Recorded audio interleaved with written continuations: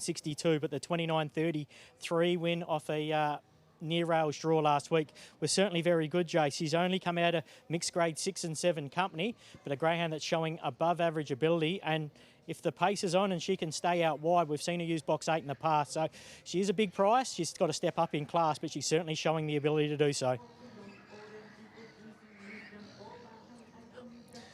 Thanks, Nathan. The parade yard. You want to speak to Anthony as a party before he takes off from me. And this boy, Inconspicuous, we know he can time a start brilliantly. There was that start at Geelong recently where he didn't get it right. Does that give you any concern, or is he back with his A game now? I think that was just from coming from Sydney, different boxes, and I trialled him in Ballarat. He sort of come out all right, but not great. But he sort of mastered it last week, so I'm hoping he's back to normal, you know.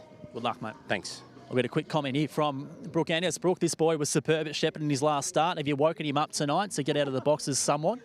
No, I think he's a lost cause, to be honest. Oh, look, they're his box manners. They've been like that since day one, so I guess you just have to copy him. But, you know, if you could just maybe come out one length behind him, it'd be good. You know, he looks like, you know, obviously his last few races show that he's got a good motor, so if you could just nail it just one time, that'd be nice. Would be helpful. Good luck. Thank you.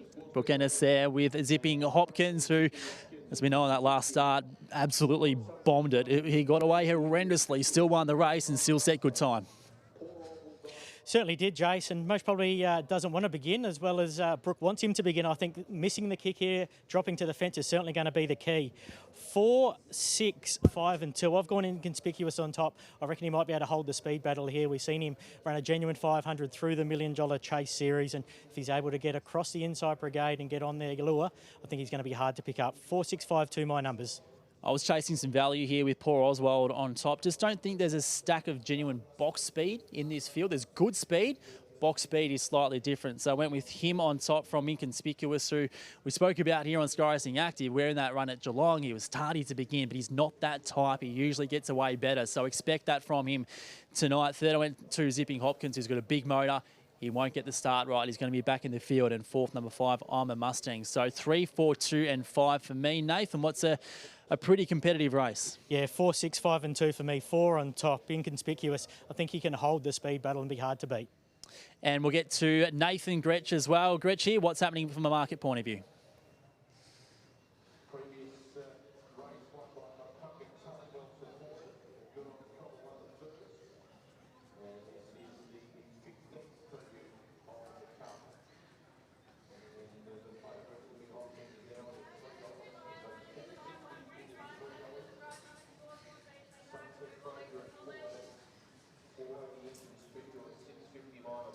Prelude 15 of the Melbourne Cup. It is race 3 here on what's an enormous night of greyhound racing, with the shootout being the main event, race number 9. Here's Dan for race 3.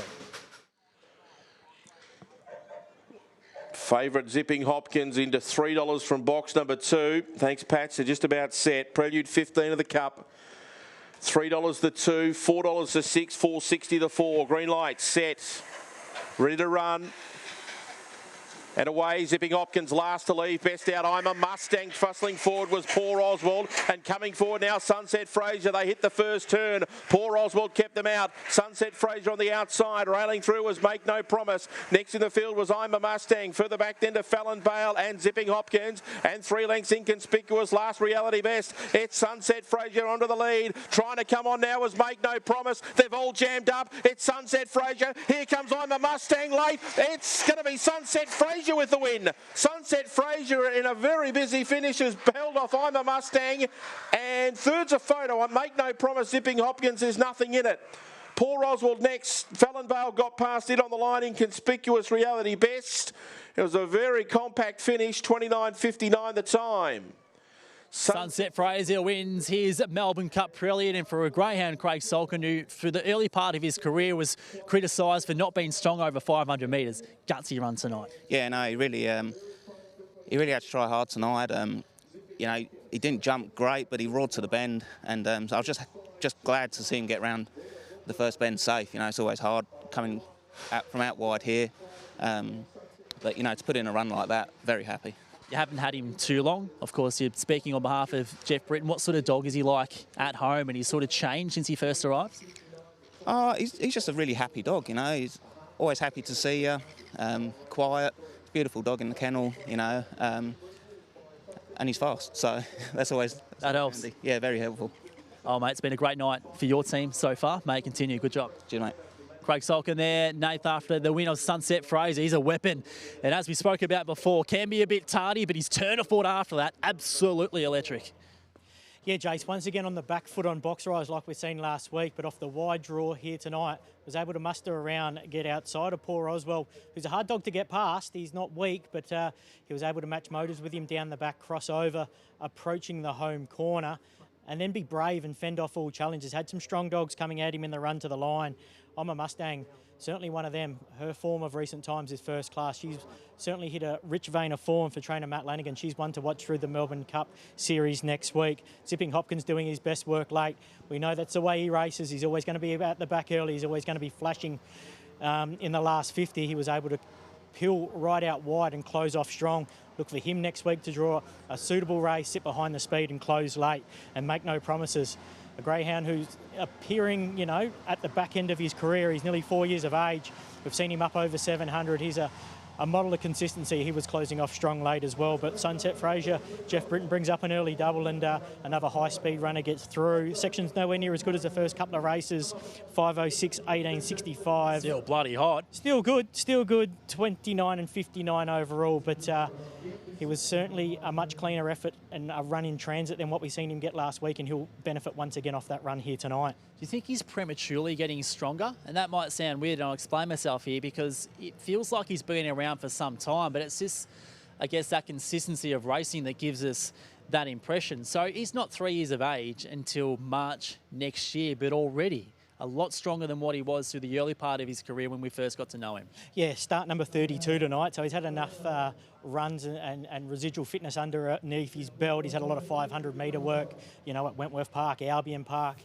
So he's been around the 500 circuits plenty of times. He's, like you said, touching 2 3/4, coming into his prime with that 30 starts under his belt.